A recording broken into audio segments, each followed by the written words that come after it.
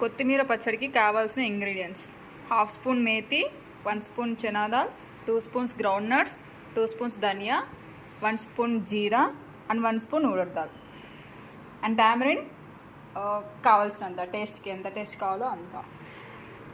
1 bunch కొత్తిమీర, 2 tomatoes, 20 pieces green chilli. Pope కోసం ఒక 10 పీసెస్ గార్లిక్ అండ్ కొంచెం రెడ్ చిల్లీ. ఇప్పుడు చేసే ప్రాసెస్ ఏంటంటే 2 టేబుల్ స్పూన్ ఆయిల్ వేసుకొని 2 to 3 టేబుల్ స్పూన్ దాంట్లో మనం స్టార్టింగ్లో అనుకున్న ingredients ground nuts, chana dal, urad dal, dhaniya, jeera అవన్నీ ఫ్రై చేసేసి అవి సపరేట్ పక్కన పెట్టుకోవాలి. దాల్స్ అన్నీ ఇలా ఫ్రై అయ్యాక సపరేట్ పక్కన తీసుకొని పెట్టుకోవాలి. ఇప్పుడు సేమ్ అదే ప్యాన్లో మిర్చి ఫ్రై చేసుకొని ఇవి కూడా సపరేట్ చేసి పెట్టుకోవాలి. పచ్చిమిర్చి ఫ్రై అయిన తర్వాత ఇలా సపరేట్ తీసి పెట్టుకోవాలి. మళ్ళీ సేమ్ ప్యాన్లో టమాటోస్ ఫ్రై చేసుకోవాలి. టమాటోస్ ఫ్రై అవుతున్నప్పుడే చింతపండు తీసుకున్నాం కదా అది వేసేయాలి. చింతపండు అండ్ టేస్ట్కి తగ్గట్టు సాల్ట్ కూడా వేసేసుకొని మంచిగా ఫ్రై చేసుకోవాలి.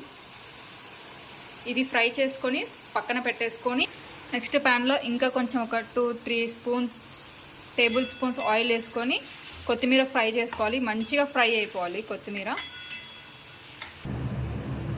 ఇలా మనం ఫ్రై చేసి పెట్టుకున్నవన్నీ కొంచెం కూల్ అయిపోయిన తర్వాత మిక్సీ వేసేయాలి. మిక్సీ వేసిన తర్వాత ఇంకా దానికి పోపు పెట్టేసుకోవడమే. చల్లగా అయిన తర్వాత ఇలా మిక్సీ వేసేసిన తర్వాత దీనికోసి పోపు పెట్టాలి. ఇప్పుడు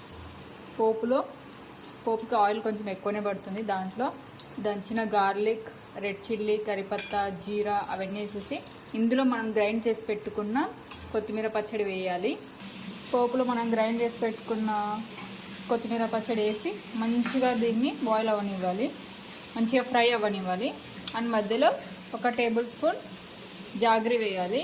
వేసి మంచిగా మిక్స్ చేసుకొని మంచిగా ఆయిల్ పైకి వచ్చేలాగా మంచిగా ఫ్రై చేసుకొని సర్వ్ చేసుకుంటే కొత్తిమీర పచ్చడి రెడీ.